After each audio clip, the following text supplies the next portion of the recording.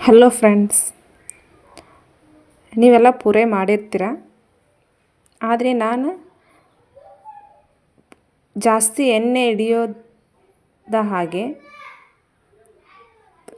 ಅತಿ ಮಿದುವಾಗಿ ಮತ್ತು ಜಾಸ್ತಿ ನಮ್ಮ ಕೈಗೆ ಎಣ್ಣೆ ಹತ್ತಲಾರ್ದಂಗೆ ಪೂರಿ ಹೇಗೆ ಮಾಡೋದು ಅಂತ ತೋರಿಸ್ಕೊಡ್ತಾ ಇದ್ದೀನಿ. ಇಲ್ಲಿ ಮೇನ್ ಅಂತಂದರೆ ನಾವು ಈ ಹಿಟ್ಟು ಕಲಿಸ್ಬೇಕಾದ್ರೆ ಮೈದಾ ಹಿಟ್ಟು ಜೊತೆ ನಾವು ಚಿರೋಟಿ ರವೆಯನ್ನು ಹಾಕಬೇಕು.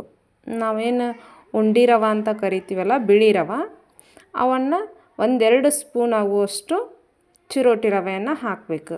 ಯಾಕಂದ್ರೆ ಇಲ್ಲಿ ನೀವು ಪೂರೈ ಚೆನ್ನಾಗಿ ಮಿದುವಾಗಿ ಉಬ್ಬಿ ಬರಬೇಕು ಅಂತಂದ್ರೆ ಮತ್ತು ಜಾಸ್ತಿ ಎಣ್ಣೆ ಹಿಡಿಬಾರ್ದು ಅಂತಂದ್ರೆ ನೀವು ಇದನ್ನು ಹಾಕಲೇಬೇಕು.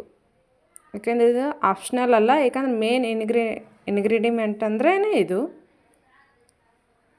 ಇಲ್ಲಿ ನಾನು ಸ್ವಲ್ಪ ಬಿಸಿ ಎಣ್ಣೆ ಹಾಕ್ತಾಯಿದ್ದೀನಿ.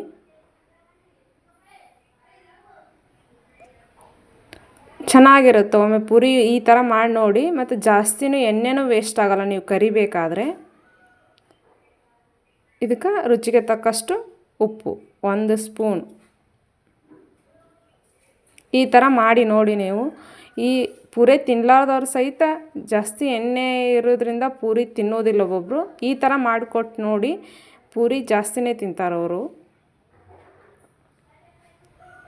ಇದನ್ನು ಚೆನ್ನಾಗಿ ಒಂದು ಸರಿ ಕಲಿಸ್ಬೇಕು. ಯಾಕಂದರೆ ಬಿಸಿ ಎಣ್ಣೆ ಹಾಕಿರೋದ್ರಿಂದ ಸ್ವಲ್ಪ ಚೆನ್ನಾಗಿ ಕಲಿಸ್ಬೇಕು. ಇದನ್ನು ಕಲಿಸಿ ಆಮೇಲೆ ನಾವು ಯಾವ ಥರ ಚಪಾತಿ ಹಿಟ್ಟನ್ನು ನಾದ್ಕೋತೀವೋ ಆ ಥರ ಒಂದು ಹದಕ್ಕೆ ನಾದ್ಕೋಬೇಕು.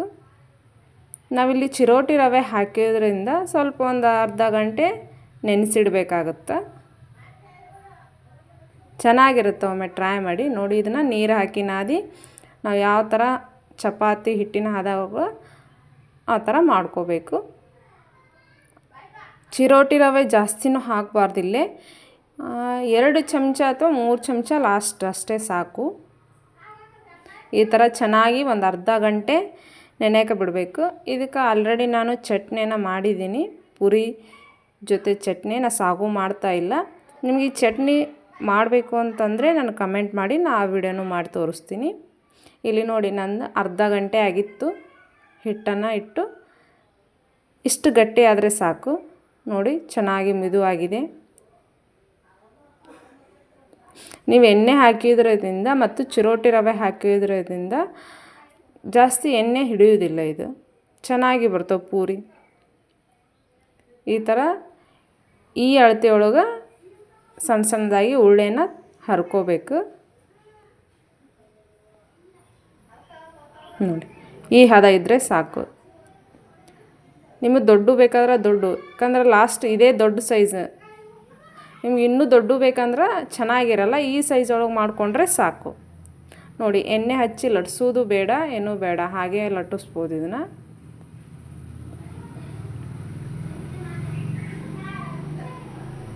ಈ ಥರ ಒಮ್ಮೆ ಹರಿದಿಟ್ಕೊಂಡು ಲಟ್ಟಿಸ್ಬೋದು. ನೀವು ಎಷ್ಟು ತಿಂತೀರೋ ಅಷ್ಟು ಗೊತ್ತಾಗಲ್ಲ ಪೂರಿ. ಒಂದು ಸ್ವಲ್ಪ ಎಣ್ಣೆ ಕೈಗೆ ಹತ್ತೋದೇ ಇಲ್ಲ ಇದು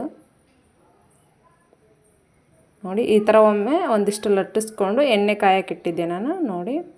ಯಾವ ಥರ ಎಣ್ಣೆಗೆ ಹಾಕಿದ ತಕ್ಷಣ ಉಬ್ಬಿ ಬರ್ತವೆ ಮತ್ತು ಅಷ್ಟೇ ಕಲರ್ ನೋಡೋಕ್ಕೂ ಅಷ್ಟೇ ಚೆನ್ನಾಗಿರುತ್ತೆ ನೋಡಿ.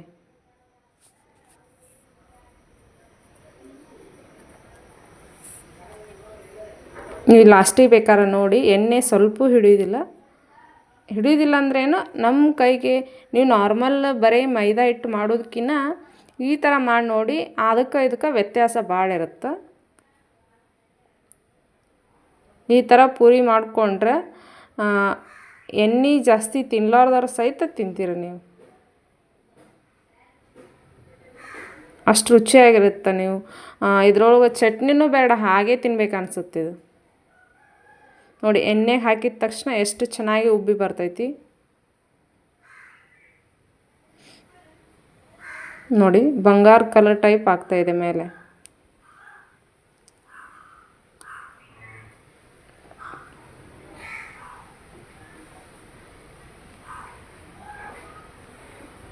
ನೋಡಿ, ಎಷ್ಟು ದೊಡ್ಡ ಬೇಕೋ ಅಷ್ಟು ದೊಡ್ಡ ಮಾಡ್ಕೋಬೋದು. ನೀವು ಯಾವ ಥರ ಹಾಕಿದರೂ ಈ ಥರ ಉಬ್ಬಿನ ಬರ್ತವೆ. ಒಂದೂ ಉಬ್ಬದೇ ಇಲ್ಲ, ಅಷ್ಟು ಚೆನ್ನಾಗಿ ಉಬ್ಬಿದಾವೆ ಇವು ಪೂರಿ.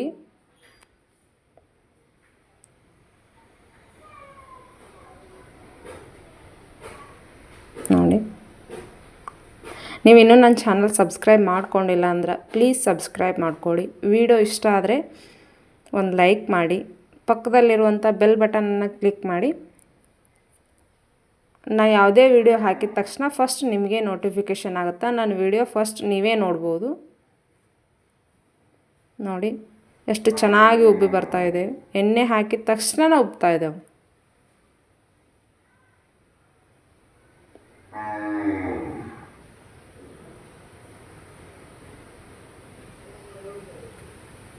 ನೀವು ಹೋಟೆಲ್ಗೆ ಹೋಗಿ ಪೂರಿ ತಿಂತೀನಿ ಅನ್ನೋರು ಮನೆಯಲ್ಲೇ ಮಾಡ್ಕೊಂಡು ತಿನ್ಬೋದು. ಅಷ್ಟು ಚೆನ್ನಾಗಿರುತ್ತೆ ಈ ಥರ ಮಾಡಿ.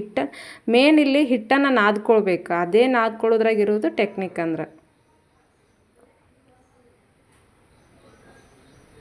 ನೋಡಿ ಒಂದೂ ಪೂರಿ ಉಬ್ಬದೇ ಬಂದಿಲ್ಲ. ಎಲ್ಲ ಎಷ್ಟು ಉಳ್ಳಿ ಅಂದ್ರೆ ಹಿಟ್ಟನ್ನು ಮಾಡಿದ್ದೀನೋ ಪ್ರತಿಯೊಂದೂ ಉಬ್ಬಿನೇ ಬಂದವು ಇದ್ರೊಳಗೆ.